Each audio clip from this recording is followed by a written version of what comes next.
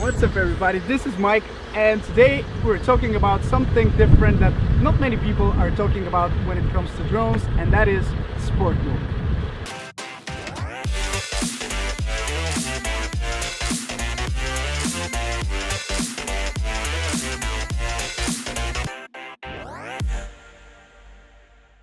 So today I came to this great looking sunflower field. It's just outside the city and I am planning to just fly my drones and have some fun, and I decided to take you along with me, as flying in sport mode is something that most of us are not doing with our drones, since we have all these good looking cameras and we're looking for the perfect footage. But every now and then it's just great to get your drone, not think about the footage and how it's going to turn out, and just blast through the air on a large open field. So that makes a good excuse to give you guys a couple of tips on how to have even more fun with your drones. So let's go. So the first thing you need to know is, obviously you need to go to a large open space like this one. So as you can probably see, there is not a single tree, there are no power lines, nothing tall that I can crash into, and just that makes it so much easier for me to fly and not worry about crashing into something.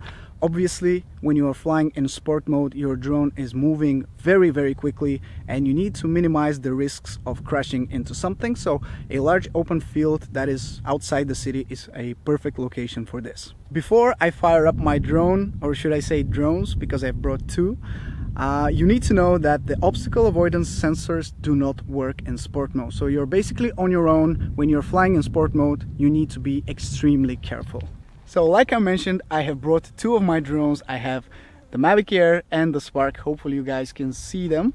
But I think it will be interesting to fly both of them and just compare the speeds. Obviously, the Mavic Air is able to reach higher speeds. I think I've reached 68 kilometers per hour with my Mavic Air and 55 kilometers per hour with the Spark. So obviously both of them are very quick, very agile, and just tons of fun to fly. So I'll be trying to compare both of them and just have some fun with them without caring about the footage or how things are going to look like. Obviously they're going to be extremely shaky.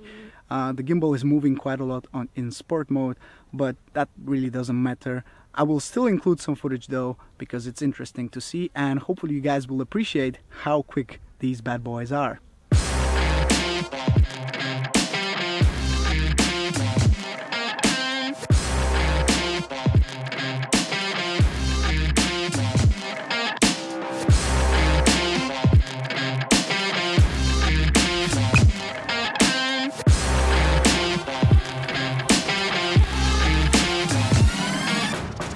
I have to say, I'm really impressed with the Mavic Air. I've been flying it for the past couple of minutes, and the speeds that you're able to achieve on such a great location like this one, where everything is far away from you, you don't have any obstacle to hit or crash into.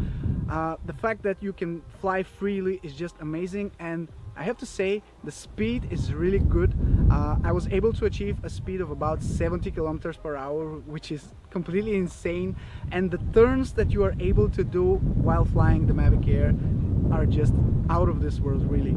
I'm really happy with how the drone is actually moving through the air, and the way it sounds is like a Formula One car. It just buzzes around, and it's just great feeling to pilot that drone and be the one that is actually controlling it. So I would highly recommend you to get your drone in the air, put it in sport mode, and just blast through the air and enjoy. But one thing you should know is that there is definitely a large gap from when you release the stick and when the drone actually stops completely. So as soon as you turn the stick down to stop, you will see that the drone is starting to slow down, but it will take some time until it completely stops. So you have to have that in mind. If you're flying close to an obstacle, there is a huge chance that you crash into it, because the drone will not be able to stop completely by the time it reaches that obstacle. So keep that in mind and really fly just in large open spaces where there are no obstacles around. Otherwise, you're risking too much.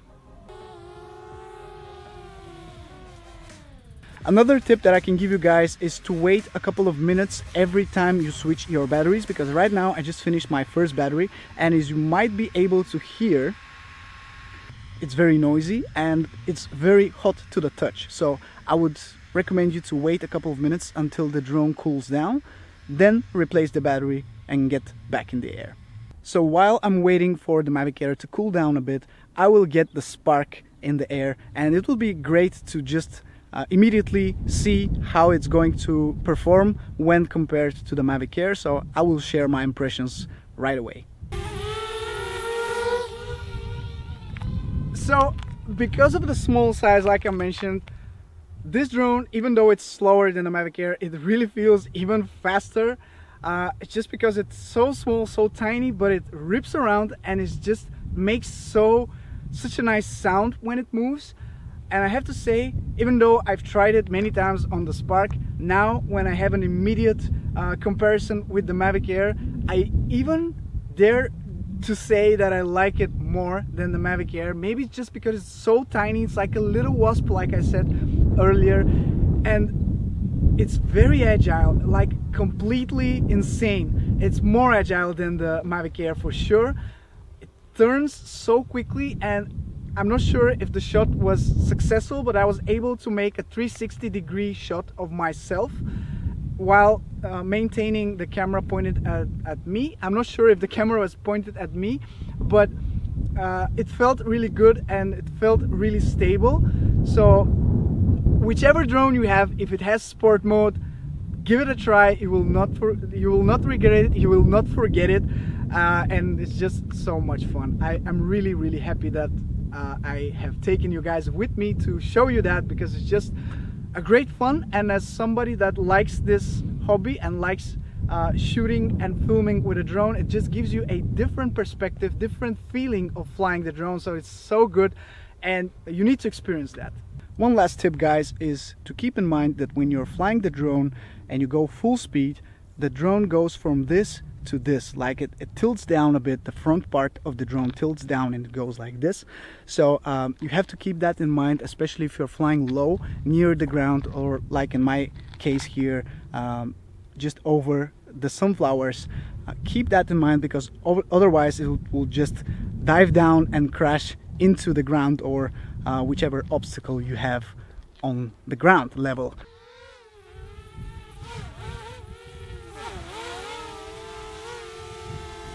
Just perfect.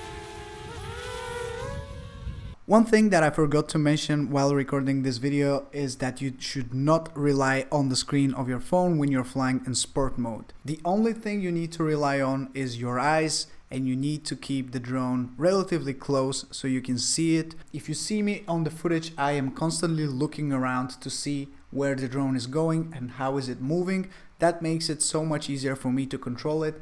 And plus, it was very sunny, so the sunlight was strong, hitting the screen of my phone, and it was not ideal to watch the screen of my phone. So just look around and make sure you're seeing your drone at all times. So even my girlfriend started flying. She's so into it, and it's that easy. So right now let's not crash this one. Right now I have just landed the Mavic Air. The Spark is still in the air, flown by my girlfriend, and it's just tons of fun. I unfortunately couldn't fly them at the same time. I was pressing forward on both at the same time, but you know, you cannot control them that well with just going forward or going backwards. So it was an experiment that unfortunately failed a bit, but nevertheless I had so much fun. And generally, just seeing my girlfriend flying my drone makes me so happy, you have no idea. Anyway, that's been it from today's video. Hopefully you guys had some fun watching this. Hopefully you don't have a strong headache now from all that footage that was on the screen. But for me, it was tons of fun. Please don't forget, fly safe, don't take any stupid risks, but still don't forget to have fun with your drones. That's why you have bought them in the first place. So with that being said, thanks so much for watching this video, guys. I have a very epic video coming very soon to the channel. For those of you who follow me on Instagram, you might be familiar with the topic of that video, but for those who don't know, stay tuned because it's going to be amazing. Anyway, once again, thank you for watching, guys. I'll see you very, very soon. Don't forget to subscribe, like this video, comment down below what do you think about this video, and I'll catch you very, very soon. Ciao!